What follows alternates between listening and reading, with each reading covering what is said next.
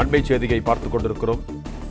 மாநில கல்விக் கொள்கை வெளியீடு என்ற பெயரில் இன்று மீண்டும் ஒரு நாடகத்தை அரங்கேற்றியிருக்கிறார்கள் என்று அண்ணாமலை சாடியிருக்கிறார். மத்திய அரசின் தேசிய கல்விக் கொள்கையில் பல அம்சங்கள்தான் மாநில கல்விக் கொள்கையில் இடம்பெற்றிருப்பதாக அண்ணாமலை குறிப்பிட்டிருக்கிறார். காலை உணவு திட்டம், இல்லம் தேடி கல்வி திட்டம் மத்திய அரசின் கல்விக் கொள்கையின் முக்கிய அம்சங்கள் என்றும் அண்ணாமலை குறிப்பிட்டிருக்கிறார். மத்திய அரசின் கல்விக் கொள்கையின் அடிப்படையில் பல திட்டங்களை திமுக அரசு ஏற்கனவே செயல்படுத்தி வருவதாக அண்ணாமலை தெரிவித்திருக்கிறார். திமுகவர் நடத்தும் தனியார் பள்ளிகளில் ஹிந்தி உட்பட பல மொழிகள் கற்றுக் கொடுக்கப்படுவதாகவும் அண்ணாமலை குறிப்பிட்டிருக்கிறார். மாநில கல்விக் கொள்கை வெளியீடு என்ற பெயரில் இன்று மீண்டும் ஒரு நாடகத்தை அரங்கேற்றியிருப்பதாக அண்ணாமலை சாடியுள்ளார். இது தொடர்பான கூடுதல் விவரங்களோடு இணைகிறார் எமது செய்தியாளர் ராஜகுமாரன். வணக்கம் ராஜகுமாரன், உங்களிடம் இருக்கும் தகவல்கள். பள்ளி கல்விக்கான மாநில கல்விக் கொள்கையை இன்று வெளியிட்டிருக்கின்றது. தமிழக முதலமைச்சர் நிகழ்வில் பங்கேற்று சற்று முன்பாக மாநில கல்விக் கொள்கையை வெளியிட்டிருக்கின்றார்.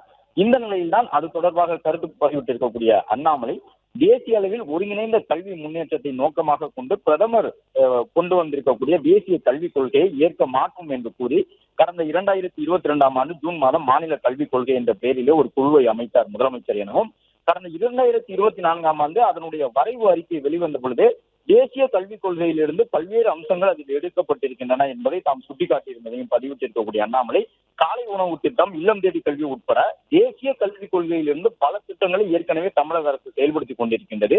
மாநில கல்விக் கொள்கை குழு அமைத்து 3 ஆண்டுகள் கடந்து விட்டன. இந்த ஆண்டுக்கான கல்வி ஆண்டும் தொடங்கிவிட்டது. இன்னும் 7 மாதங்களில் திமுக ஆட்சியும் அகற்றப்பட இருக்கின்றது என்று பதிவிட்டிருக்கின்றார்.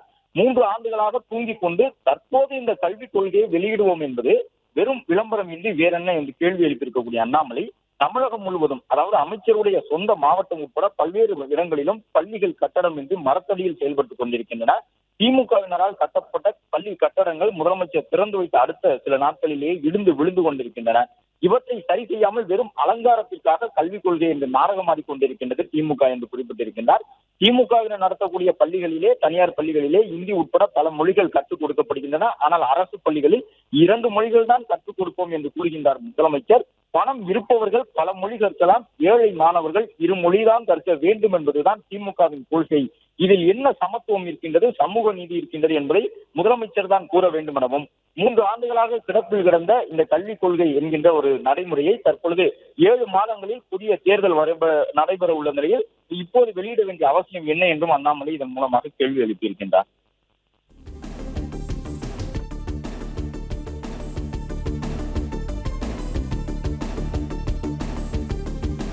நன்றி ராஜகுமாரன், உங்க தகவல்களுக்கு. பிளே ஸ்டோர் மற்றும் ஆப் ஸ்டோரில் இருந்து பாலிமர் செயலியை QR கோடு மூலம் பதிவிறக்கம் செய்யுங்கள்.